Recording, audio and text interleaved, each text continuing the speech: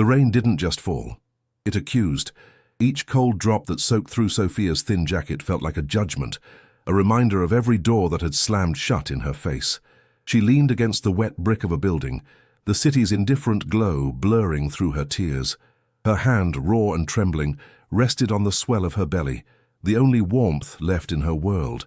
It was a protective gesture, a silent promise to the life within her that she refused to break, even as the world was breaking her. She shivered, but it wasn't just from the cold.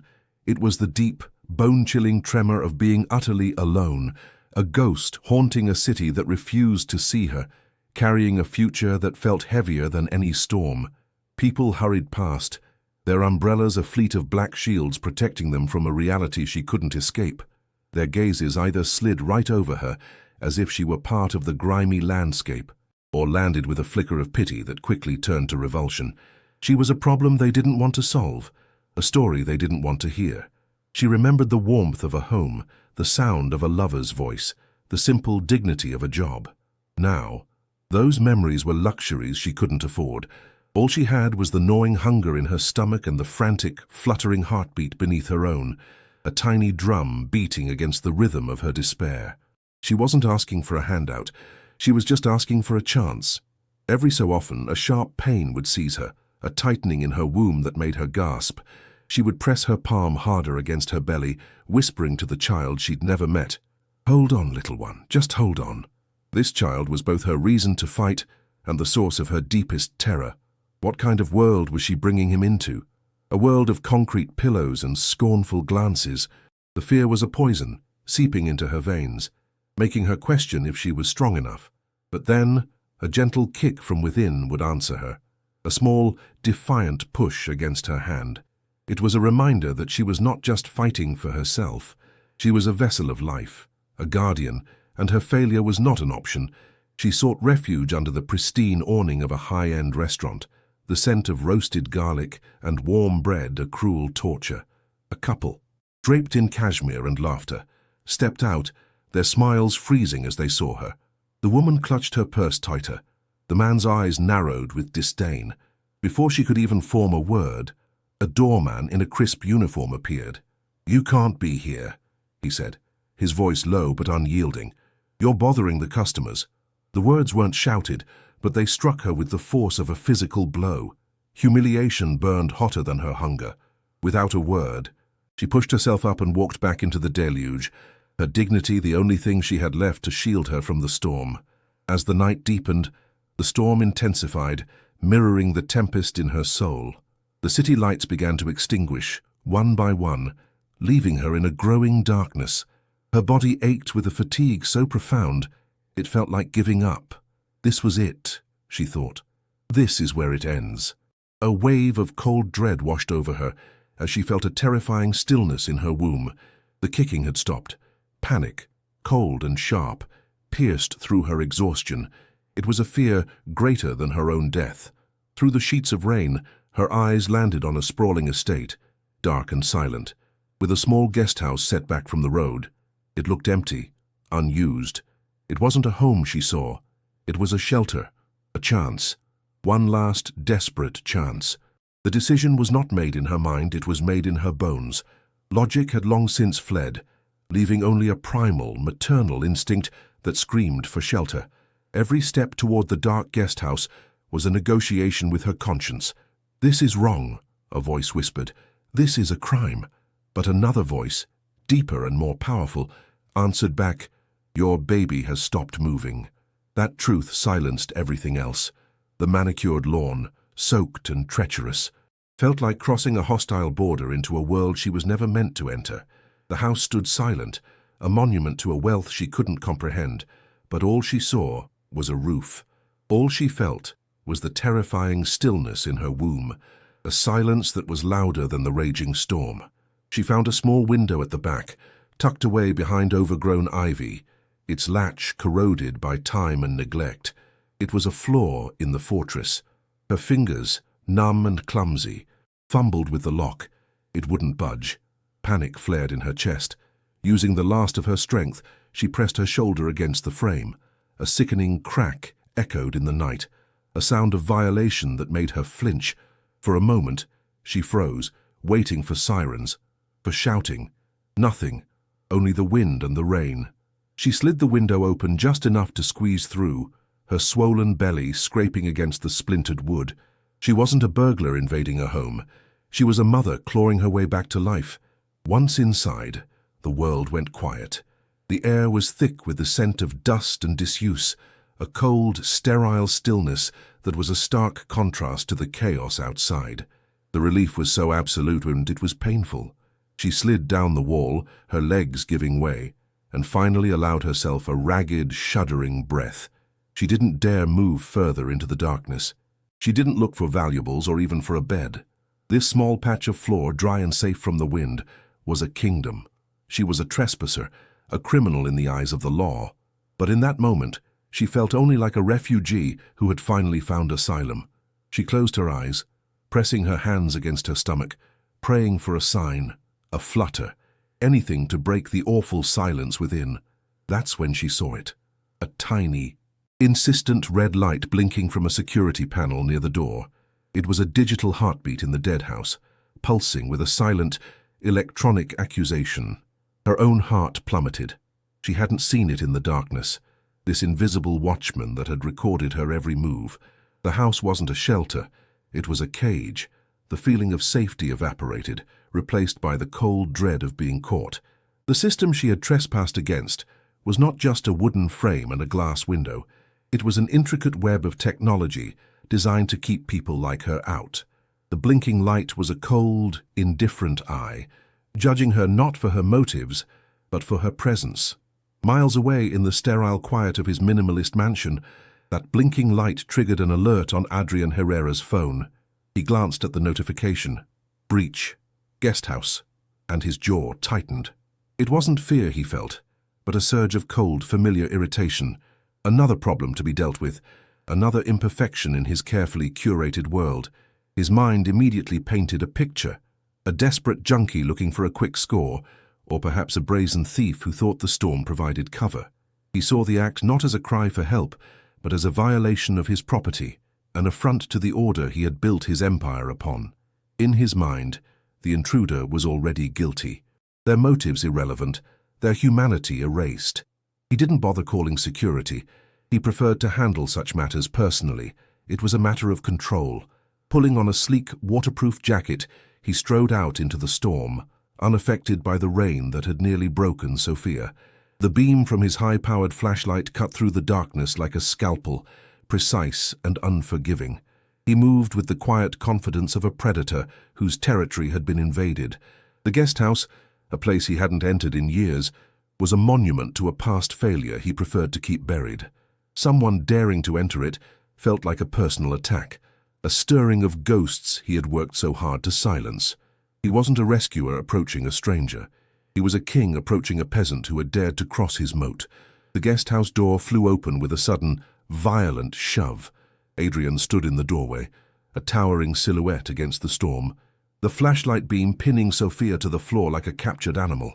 His eyes swept over her, the drenched clothes, the dirt-smudged face, the unmistakable swell of her pregnancy. But what he saw was not a woman in despair. He saw a cliché, a grifter using the oldest trick in the book to elicit sympathy. His face, already a mask of cold indifference, hardened into one of open contempt. "Get out!" he commanded, his voice sharp and devoid of warmth. Now, the words were not just an order, they were a verdict, a final judgment passed without a trial. He saw her flinch, saw the terror in her eyes, and it only fueled his disdain. He pulled out his phone, his thumb hovering over his security chief's number. "You have 5 seconds to leave before I have you arrested for trespassing," he stated, his tone as flat and lifeless as the stock market ticker he stared at all day. "I don't know what kind of game you're playing, but this is my property." The accusation hung in the air, thick with the privilege of a man who had never known true desperation. He judged her instantly, condemning her as a liar and a manipulator. In his world, a person in her position wasn't a victim of circumstance. They were the architect of their own failure, and he had no time for failure. If this story moved you, like and share it. There are so many who live this reality in silence. Sophia looked up, the flashlight's beam erasing the world around him. leaving only a figure of pure authority. He was not a man, he was a verdict. His face was carved from stone, his eyes holding the cold, flat emptiness of a winter sky.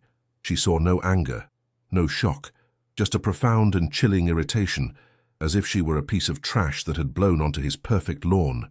Every ounce of relief she had felt upon entering this shelter curdled into pure terror. The storm outside had been a force of nature, indifferent and chaotic. But this was a storm of a different kind, controlled, precise, and aimed directly at her. He was the embodiment of every door slammed, every judgmental stare, every ounce of scorn the world had shown her. She tried to speak, to explain, but the words caught in her throat, strangled by fear and exhaustion. A weak, raspy sound was all that escaped. Her hands instinctively went to her belly, a shield of flesh and bone protecting the one thing that mattered. It wasn't a calculated gesture for pity. It was the primal, unconscious act of a mother protecting her young. She wasn't a criminal trying to concoct a story. She was a soul pushed past its breaking point, and her body was telling the only truth she had left. He saw the gesture, of course, but his expression only tightened. To him, it was not a sign of maternal fear, but the cheap theatrics of a seasoned manipulator. Adrian Herrera's mind worked like the ruthless ledgers he managed. He catalogued her, drenched, destitute, and pregnant. The variables were common, the equations simple. In his experience, desperation was a commodity, and a swollen belly was the oldest currency of sympathy. He had built his empire by excising emotion, by seeing patterns where others saw people. He saw her not as a woman on the verge of collapse, but as a problem that required a swift, clean solution. His world was one of order, of walls built high to keep the chaos out. She was the chaos. She was a breach in the fortress not just of his property, but of the sterile peace he had so carefully constructed around his own broken heart. The air in the guest house was thick with more than just dust. It held the silence of forgotten dreams. This small building was a mausoleum to a future that had died before it could be born, a place Adrian hadn't set foot in for years, because the quiet screamed too loudly of his loss. Her presence here was a desecration. It was as if she had broken into the most private, sealed-off chamber of his grief, and was now tracking mud all over it. He didn't know why he felt this irrational surge of violation, but it solidified his resolve. She wasn't just a trespasser on his land, she was a trespasser on his pain, and for that she could not be forgiven. With a shuddering breath, Sophia pushed against the floor, trying to get to her feet. It was a slow, agonizing process. Her body, starved and strained, refused to cooperate. Every joint ached, and a sharp pain shot through her lower back, making her gasp. She wanted to face him standing, to reclaim a sliver of the dignity he had stripped from her with a single glance. She needed to show him she wasn't just a heap on the floor. Adrian watched the struggle with an unnerving stillness, his eyes narrowing further. He interpreted her pained effort, not as a sign of physical distress, but as another layer of performance, a pathetic attempt to prolong the inevitable and wear down his patience. He took a deliberate step forward, his expensive leather shoes silent on the dusty floor. His shadow fell over her, a blanket of darkness that felt heavier than the rain.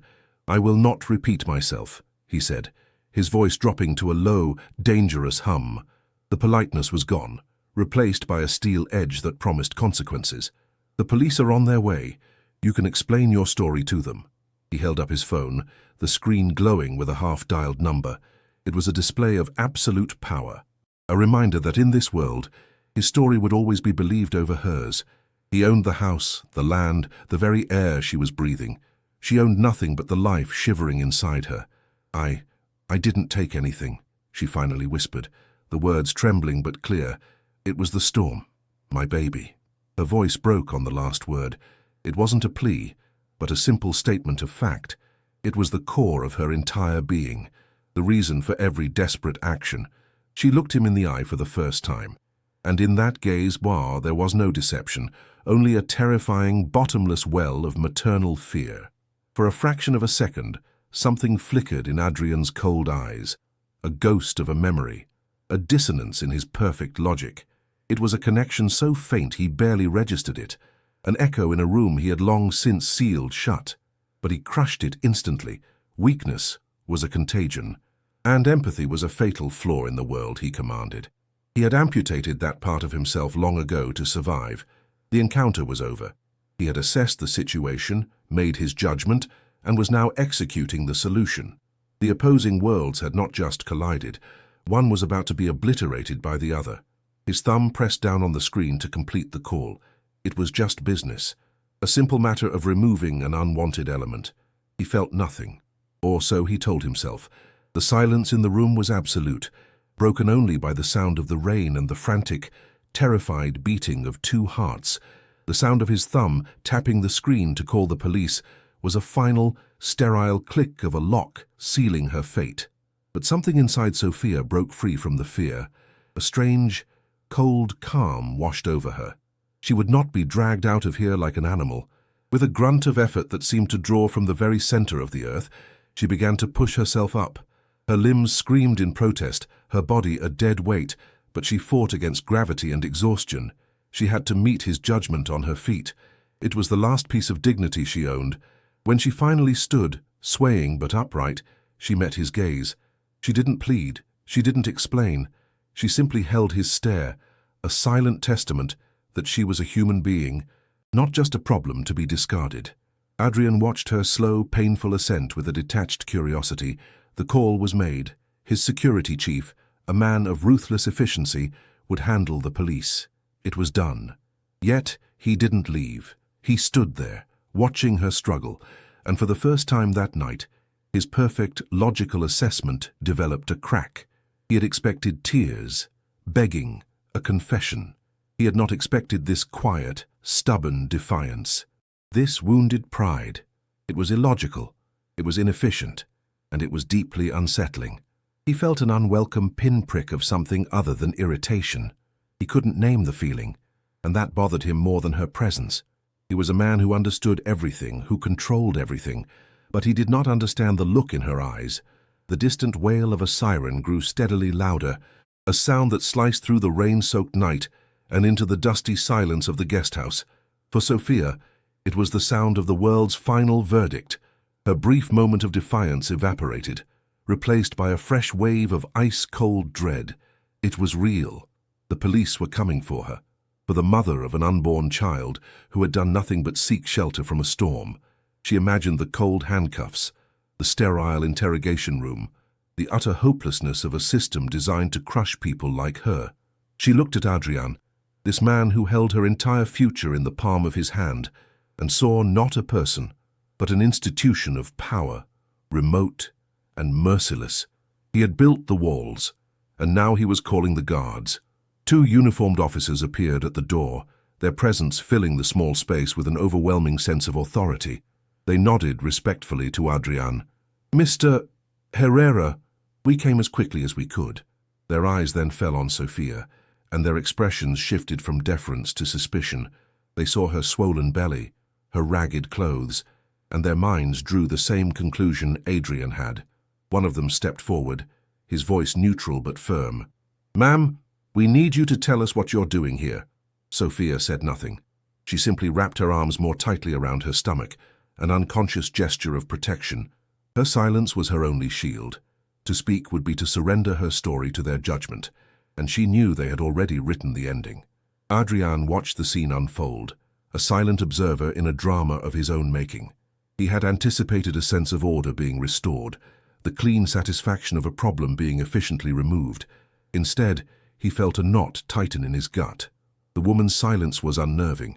It wasn't the defiant silence of a hardened criminal, but the terrified silence of a trapped animal. He saw the way the officers looked at her, the way their gazes dismissed her humanity, and he recognized it. It was the same cold, evaluative stare he used in the boardroom. For a fleeting, disturbing moment, he saw himself in them. An unfamiliar impulse made him act. "Officers," he said, his voice sharper than intended, "wait outside. I'll handle this." Left alone again, the air crackled with a new, more personal tension. The professional buffer of the police was gone, leaving only the two of them, a chasm of wealth and power separating them. Adrian's jaw was tight, his mind racing to understand his own actions. Why had he sent them away? He paced for a moment before turning on her, his voice low and laced with frustration. "What do you want?" Money? Is that the game? He needed to put her back in a box, he understood. A grifter. A thief. But Sophia just shook her head, her eyes glistening with unshed tears. "I don't want anything from you," she whispered, her voice raw. "I just wanted a safe place. This place." It felt empty, like no one had cared about it in a long time. Her words struck an invisible, discordant chord within him. Empty. Forgotten. She had no way of knowing that she was describing the state of his own heart. This guest house was a monument to emptiness, a shrine to a life that had never been. Her simple observation felt like a violation, as if she had peered through the bars of his carefully constructed cage and seen the ghost that haunted it. He recoiled from the feeling, masking his discomfort with a renewed wave of cold authority. "This is not a shelter for the city's unfortunate," he said, his tone biting. "It's private property. You made a choice. Now you have to live with it." He was talking to her, but he was also talking to himself, reinforcing the brutal logic that had guided his life for years. His cruelty seemed to snap her out of her fear. A spark of fire returned to her eyes. "A choice," she repeated, her voice rising with a tremor of indignation. "You think I had a choice between a warm bed and a wet sidewalk? Between safety and this? You stand there in your expensive coat, in your empty house, and you dare to talk to me about choices." For the first time, she wasn't just a victim. She was a woman accusing him. She took a shaky step forward, her hand pointing not at him, but at the sterile perfection around them. "You have everything, and it means nothing to you. I have nothing, and I'm fighting for the only thing that matters." Her words hung in the air, a raw and undeniable truth. "Do you believe in second chances? Comment below. We want to hear your voice." Her accusation hit him harder than any physical blow could have. He was Adrián Herrera. No one spoke to him that way. He built empires by silencing dissent, by being the one who dictated the terms. Her raw, desperate anger should have been pathetic. Instead, it felt valid. It echoed a secret, hollow feeling he lived with every day, that he had everything and felt nothing. He saw the fierce, protective light in her eyes as she spoke of her unborn child, and a memory, sharp and jagged, tore through him, the memory of his wife's eyes, holding that same desperate fire, fighting for a life they were about to lose. The past he had buried so deep was suddenly, violently, clawing its way to the surface. The confrontation had drained the last of her reserves. As the adrenaline faded, a wave of dizziness washed over her. The room began to tilt, the edges blurring. A sharp, searing pain shot through her abdomen, far worse than anything she had felt before. It stole her breath, forcing a choked gasp from her lips. Her legs gave out. She didn't fall so much as crumple, her body collapsing onto the cold, dusty floor. Her hands flew to her belly, not in a gesture of defiance or protection, but in a desperate, frantic search. The pain was one thing, but it was the sudden, terrifying stillness within that sent pure, undiluted panic through her veins. The small, reassuring flutters were gone. There was only silence, a dead, heavy silence. He watched her body give way, a puppet whose strings had been cut. For a cold, cynical second, Adrian's mind registered it as the final, desperate act in a well-rehearsed play. This was it, the pathetic climax designed to break him. He felt a surge of contempt, a bitter taste of being proven right. People like her were all the same, predictable in their desperation, using their bodies and their circumstances as weapons of emotional blackmail.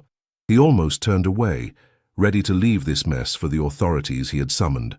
His world was built on a simple principle: you do not reward weakness, and this, to him, was the ultimate performance of weakness, a final, pitiful attempt to manipulate the system he commanded. But then she looked up at him, and the performance ended. Her face, pale and slick with sweat, was a mask of pure, unadulterated terror. It was a fear that had nothing to do with him, with the police, or with the cold floor she lay on. It was a deeper, more primal horror, an agony that came from within. Her voice, when it came, was not a plea but a shattered whisper, a sound stripped of all artifice and left with only raw, jagged truth. "Please, wait," she begged, her eyes locked on his, searching for a human being inside the monster. "I think something is wrong." She paused, a ragged, painful breath tearing from her lungs. Then came the words that stopped the world. "My baby isn't moving anymore." The sentence did not just enter his ears, it detonated in the sealed-off chambers of his memory. "Isn't moving anymore." It was an echo, a perfect, chilling replication of the phrase that had cleaved his life in two. The dusty guest house dissolved around him, its grimy walls melting away into the sterile, unforgiving white of a hospital room. The sound of the rain against the roof became the frantic, rhythmic beep of a monitor, a sound he would forever associate with hope just before it was extinguished. He wasn't looking at a homeless woman on his floor. He was standing beside his wife, Ilara, gripping her hand as a doctor with tired, pitying eyes spoke the words that had turned him to stone. He remembered the silence that followed those words, a silence so absolute, so heavy, it had felt like the end of all sound in the universe.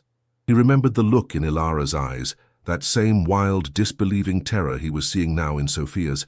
It was the look of a mother watching a future being stolen from her womb, a universe of possibility collapsing into a single, unbearable point of loss. For years, he had buried that moment under layers of work, wealth, and cold, impenetrable logic.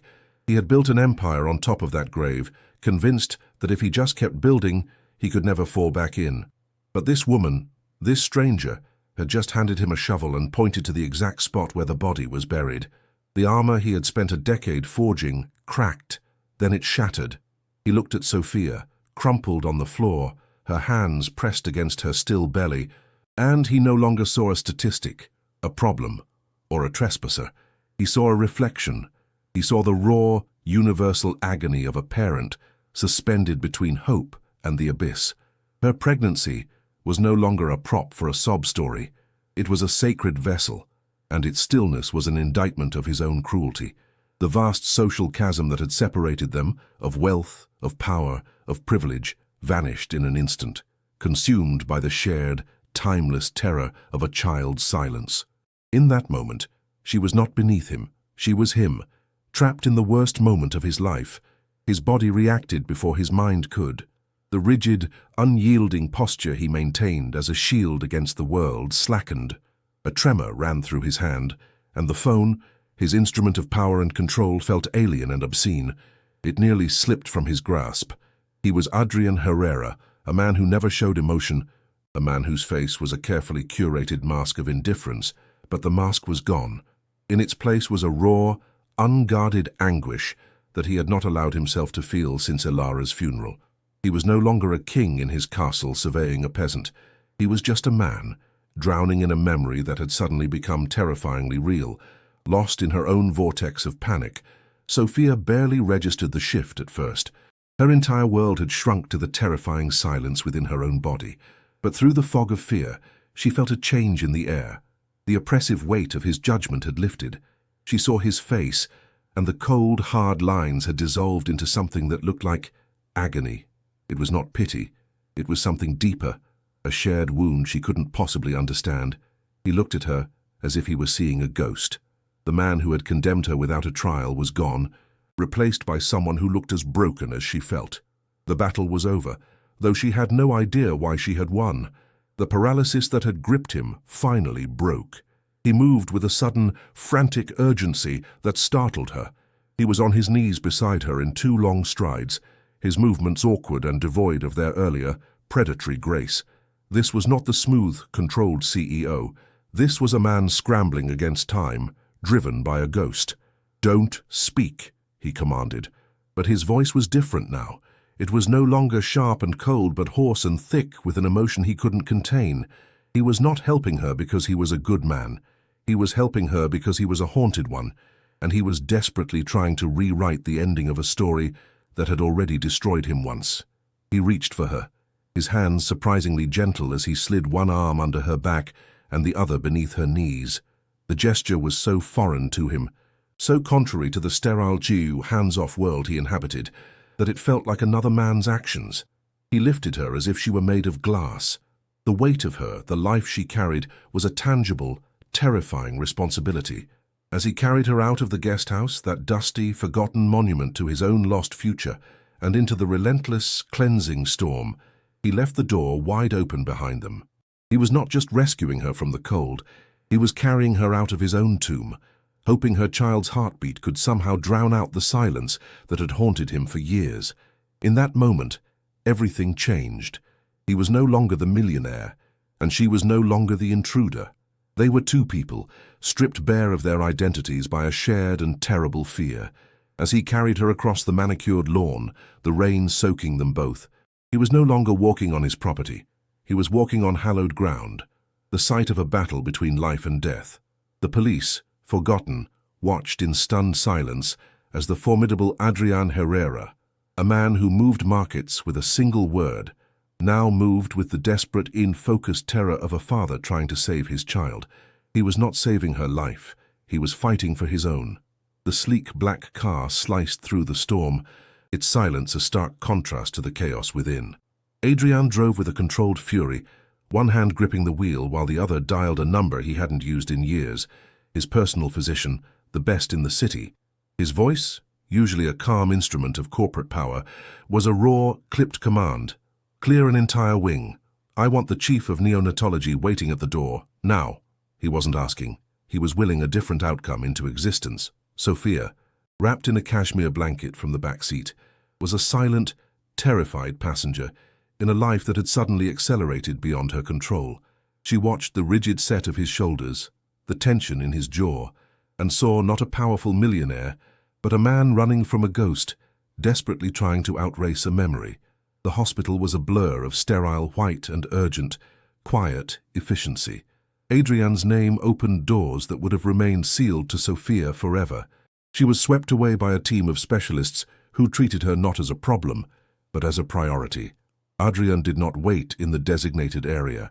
He stood outside her room, a statue carved from tension, his gaze fixed on the closed door, as if he could hold it shut against the forces of tragedy. When a doctor finally emerged hours later, his face calm and reassuring, "The baby is stable. We stabilized him just in time." Adrian did not smile. He simply closed his eyes, and a single, shuddering breath escaped him.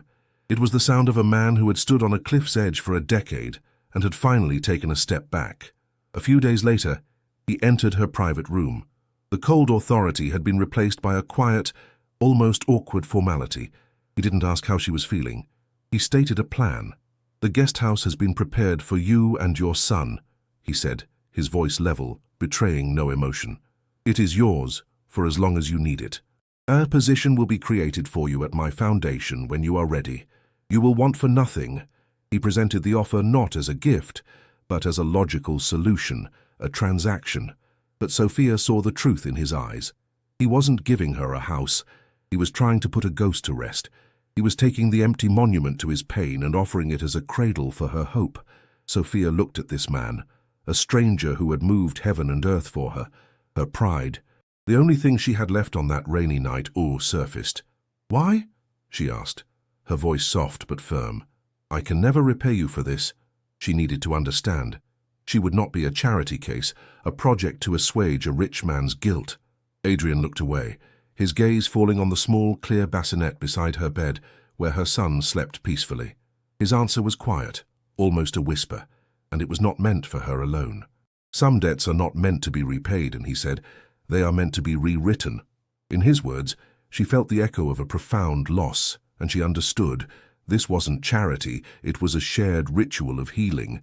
When she finally left the hospital, holding her son, it was not to a shelter or an uncertain future. Adrian's driver took her back to the estate, to the guest house that was no longer a place of trespass but of promise. Inside, it was transformed. Warm light filled every corner. A fully stocked nursery stood where dust had gathered, and the air was filled with the scent of clean linen and new beginnings. Adrian was not there. On the kitchen table was a single, simple key and a short, typed note. "Welcome home." Sophia held the key in her palm, its cold metal warming against her skin. It was more than a key to a house. It was proof that a single moment of shared humanity could unlock a future that everyone else had told her was forever closed. Months later, the guest house no longer held the silence of abandonment, but the gentle sounds of life. It breathed with the soft coos of Matteo, Sophia's son, a sound that had filled every crack and corner where sorrow once resided. The cold, dusty floor where she had collapsed was now covered by a soft rug where Matteo learned to roll over, his laughter a constant, joyful melody. Sophia was no longer a ghost haunting the city. She was the heart of this small home, her presence radiating a quiet, unshakable strength. She now led a support program at Adrian's foundation, her own story of survival becoming a beacon for other women who had been told their lives were over. She wasn't just safe, she was purposeful, her past pain now the very source of her profound empathy. Adrian Herrera had changed, though few on the outside would have noticed. The steel in his voice remained during board meetings, but the ice in his eyes had thawed. He found himself taking the long way home, his car slowing as he passed the guest house, where a warm, golden light always seemed to be spilling from the windows. It was a light that pushed back against the darkness of his own sprawling, silent mansion.